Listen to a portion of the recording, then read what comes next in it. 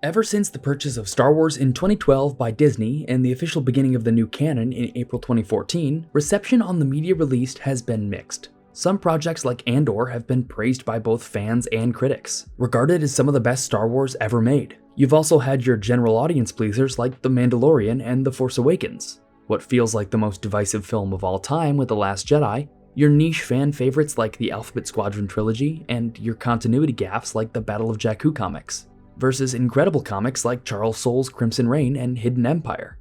And then The Rise of Skywalker, which sometimes it feels like everyone hates. But if there's one thing that's consistent amongst the Star Wars fandom, it's that fans haven't seemed happy with the state of the franchise in the modern era. Now, that's not to say I agree with that opinion. I'm generally very happy with the modern state of Star Wars, and a lot of that comes from one thing: the High Republic. I talked a bit about it in my Battle of Jakku video, but given that the final High Republic story was just released, I wanted to do a full retrospective on the entire initiative and why it represents the best possible future for big, bold, bombastic Star Wars storytelling. In-universe, the High Republic era was the middle point of the Galactic Republic post-Sith, from 500 to 100 years before A New Hope, when the Jedi and Republic were both at their ideological height at the beginning of the era. The media chronicles the story of the Jedi Order dealing with a legacy of those who hate them, hate the Force, and want to bring it all down. From a cult to a fully fledged paramilitary raiding nation, the Jedi have their work cut out for them as they maintain light and life on the galaxy's less explored frontier, finding out what it truly means to serve the Republic in righteous and untainted ways.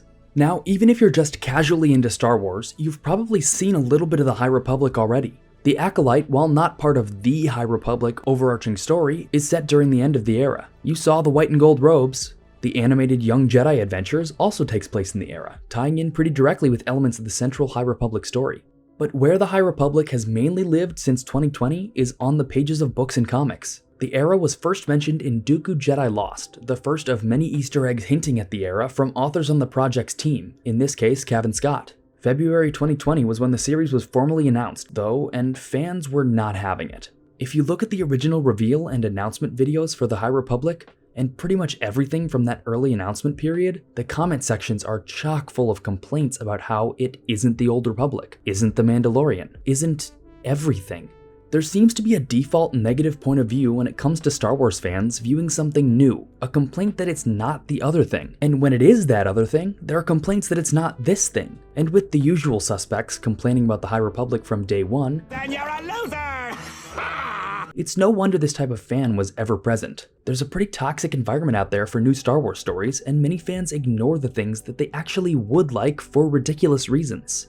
Chief of which, in the High Republic, is its diversity. The High Republic has a diverse cast of characters, diverse in ways people are in our real world. And I know there are some people that just can't get past equitable representation in storytelling, which is pretty sad, but it's funny because many of these people complain that they want a story to focus on good storytelling, not diversity, when the High Republic gives us an incredible story that those same people are missing out on because they had already dismissed it because of its diversity. And this dismissiveness persisted into other less intense fan circles to the point where it felt like the quote-unquote general consensus on lots of places in the internet, cough cough Instagram, was that the High Republic was bad, before it even got a chance to establish itself. Meanwhile, if you look later at Phase 2 announcement videos and their comment sections, there are less comments and less likes, but the people that have been reading these books are loving them. It's almost like they're actually good books when you give them a shot. And as a whole, this might be the biggest tragedy here, that people aren't reading this series for dumb reasons. Or even worse, dumb reasons they heard from some schmuck on YouTube. Wait, I'm a schmuck on, never mind. That's not to say you have to like it. I've heard and have plenty of valid criticisms of the series. But to explain why they should at least try to read it, let's actually get into what makes the High Republic so special. And if you've already read the High Republic, treat this as a recap. The series just ended, and this is kind of a review. A lot of the general idea for this video is what Star Wars fans want.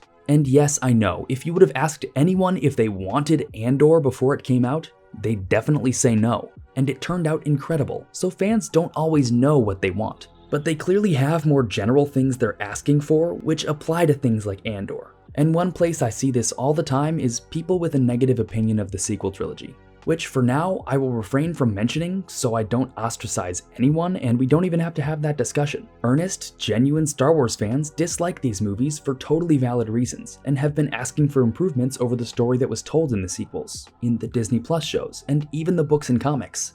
Improvements that I think, for the most part, the High Republic perfectly implements. What have fans been asking for though?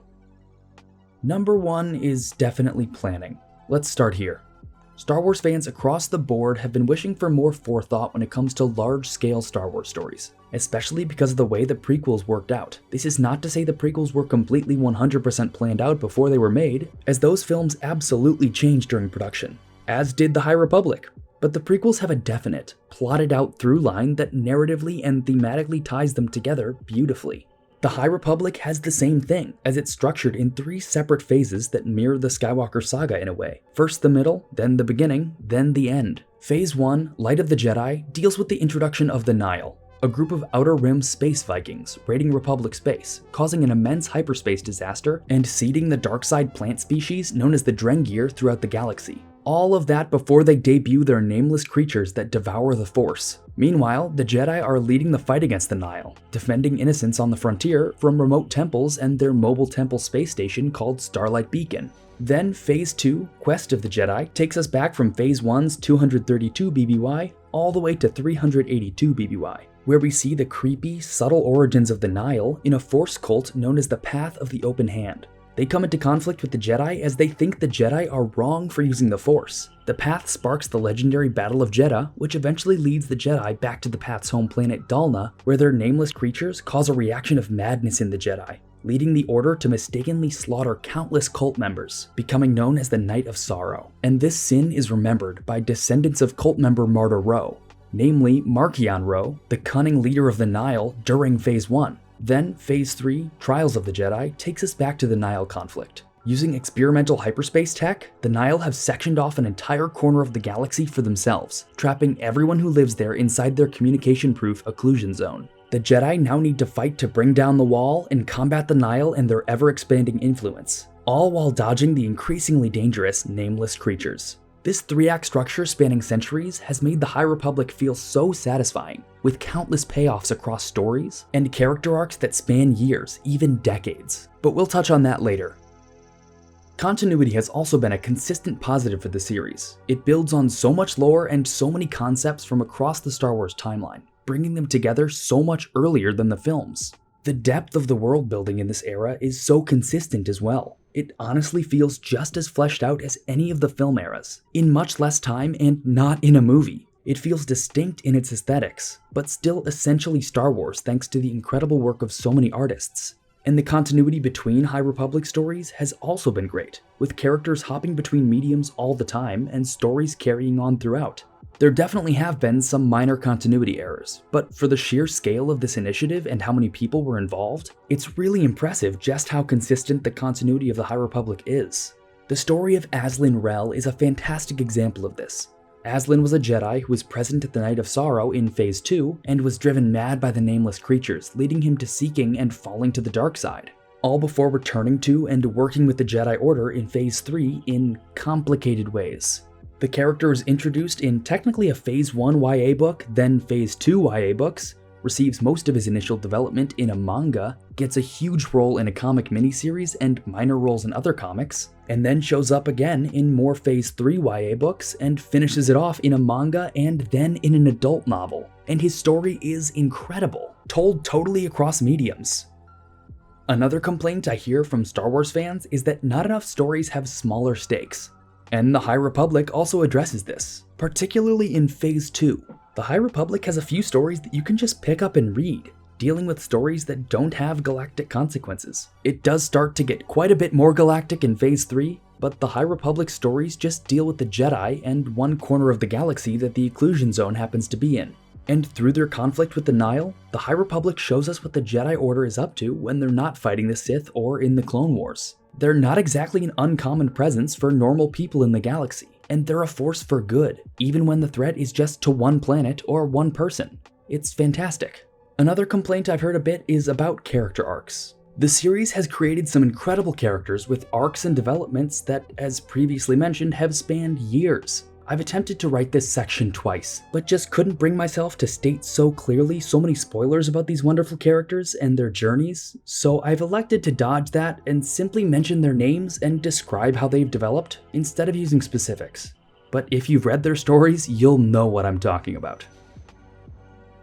Avar Kriss and Elzar Mann deal with intense insecurities and inch close to the dark side, but slowly come to realize their places in the history of the galaxy, the Force, the Jedi, and each other's lives. Stellan Geo struggles with bearing the image of the Jedi Order, and the fear the Nihil truly bring, but eventually exemplifies what it means to sacrificially love all.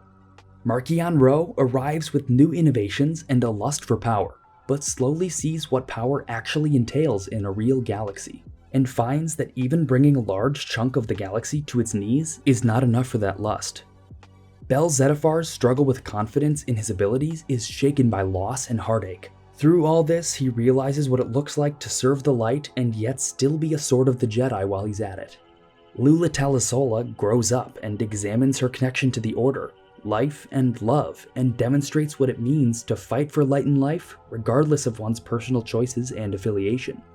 Zeen Marala is deprogrammed from a hateful upbringing as she grows up, and experiences the true oneness that can be found in the force of others, and how that love can draw someone back from even the furthest depths, if they're willing. Keeve Trennis experiences loss, questioning, and tested faith, all while losing more and more of her trust in the goodness of the Jedi Order as she ascends its ranks. Lorna Dee sees the light that can be found in others, and how serving the light doesn't always look one specific way. Vernestra Rwoh grows up dealing with life as the youngest Jedi knighted in a generation. She finds purpose and peace both in and outside of the Order, while being a clear leader and inspiration for younger generations. Ty Yorick has a lot of trauma and left the Order because of it, but works through it despite no longer being a Jedi, finding new purpose that channels her teachings. Reath Silas, starting out as a bookworm of a Jedi, sees the galaxy and becomes quite the adventurous scholar, even using his learned skills and dedication to the light and those he cares about for an incredibly significant purpose.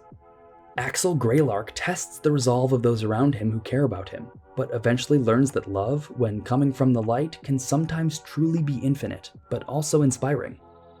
Gela Natai learns about what it means to be a Jedi who's true to oneself despite one's emotions, while also having a major hand in extremely influential events. Marda Ro is a heart-wrenching tale about what it looks like to be indoctrinated and give oneself fully to a cause of hatred, and how it affects and changes a once loving and innocent person. Quart sees what it's like to come out of one's shell, literally embracing and loving others despite their changes and differences. Farzala Tarabal conquers his fear of failure as he grows up, going from a timid yet powerful Padawan to a noble and thoughtful Jedi Knight. Ram Jamaram has the arc of a Jedi who serves in non-traditional ways. Emmerich Kaftor tears down his walls and learns to rely on others even intimately. Skier fights loss and illness, going to dark places and somehow returning. Affie Hollow fights to become a true leader of her people. Imri Canteros becomes an empathetic knight, with and without his master's teachings. Vildar Mak bends the Jedi Order's rules and experiences the oneness love can bring. And there are so many more wonderful characters in this initiative. It's just fantastic. And while exploring all of these characters, the High Republic also dives deep into the lore of the Force. There are many more groups that believe in the Force than just the Jedi in this series. The 2022 Marvel comic, which introduces the Convocation of the Force, is probably the biggest example of this, and I made a whole video on that if you're curious. But the Phase 2 Path duology also features the previously mentioned Path of the Open Hand cult, members of which don't believe in using the Force at all.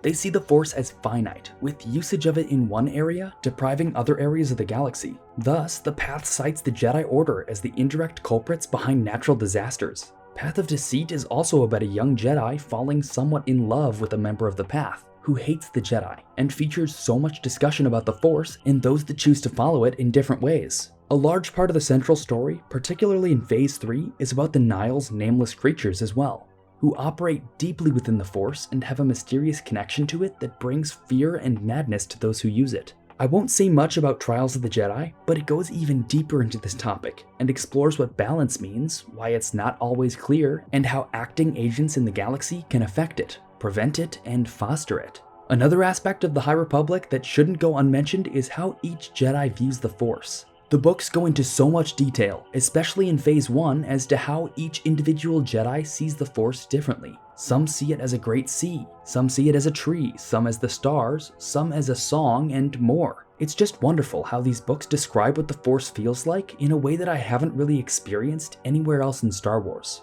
Something underrated about the High Republic amongst Star Wars content is its moral clarity, while also being morally complex. The Jedi are not the Jedi of the prequels, who are, while incredible and pretty much perfectly depicted, deeply flawed and frustrating. I do believe that in many ways, but not all, that was George's intention with them. Good people making bad choices and being led to dark places. But the Jedi of the High Republic are so much earlier than that, a totally different era, and aren't affected by the same issues. These Jedi are heroes. They're role models, they're good people. They love and live for light and life. And it's so much fun to have heroes like that. Now that's not to say they're one note though, because they're not, and go through so many tough challenges, but the era has an air of hope to it that permeates through phases 1 and 3. Knowing that despite the death and destruction around them, these Jedi are tough, they're good, and they're here to help. I don't think it's an accident that Charles Soule made the first line you hear from a Jedi in the entire series as follows. "This is Jedi Master Avar Kriss. Help is on the way." Meanwhile, the Initiative's central villains are deeply morally challenging, though I do wish we spent just a little more time with them, and they had a little more to do. Definitely one of my main complaints with the High Republic there, especially in Phase 3. And one last little positive the series has going for it is the sheer amount of prominent aliens in it. And it's not just the usual suspects like a lot of Star Wars, especially within the Jedi. There's a prominent Zygerian Jedi, a Trandoshan Jedi, a Mirialan Jedi, a Tarnab Jedi, a wonderful Chagrian Jedi, Kotabi Bond Twin Jedi, the Lothians, a new species called Alaxians, 2 Central Alcedian Jedi, a Solonian, a Yarkorin, a Zeltron, a Frosian, an Ugor, a Latero, a Parwin for Pete's sake, a Dug Jedi, and even your basic Twi'lek Jedi, and of course Wookiees. 3 of them. And so many more that I didn't have time to mention here. Why does the High Republic matter though? Ever since 2014, Star Wars has operated in an interesting and up until then unique way. Movies and TV shows existed and books and comics fed into them directly. This is vastly different from the previous era, during the prequels and Clone Wars, where yes, books and comics fed into these movies, but there was also a distinct and prominent book continuity progressing at the same time. I mean, we were getting the galaxy-shaking New Jedi Order series about the Yuuzhan Vong War, 19 books long, all during the release of the prequels and the Clone Wars multimedia project when it was getting started. That type of thing was not the case at all during the sequels. Everything kinda tied into the movies or the spin-offs, but it was all kind of one central narrative. But if it goes the way I hope it does, the High Republic could be the face of the change to that status quo. I don't deny that Lucasfilm made some serious mistakes with the High Republic. I think its width didn't always match its depth, and the crossover of characters and plots between different mediums had to have been so confusing for folks who didn't read it all like myself. And even I didn't read the exclusive Star Wars Insider short stories on time. But because of those mistakes, and the pretty positive reception that the High Republic has had from fans who actually read it, I think the future of big Star Wars publishing storytelling looks pretty bright if they follow a cleaned up version of this playbook going forward. So please, my friend, if you haven't yet, pick up Light of the Jedi. Trust me on this one. Thank you so much for joining me on this journey. Wow, I kind of feel like I barely scratched the surface with this story. Good thing this isn't my last video on the topic. Also, you already know what the reading recommendation of the day is. Now go and read it. What are you still doing here? Go pick up Light of the Jedi by Charles Soule, and if you've read it, then go down to the comments section and tell people why they should read it. It's a good book, and it starts off a great era.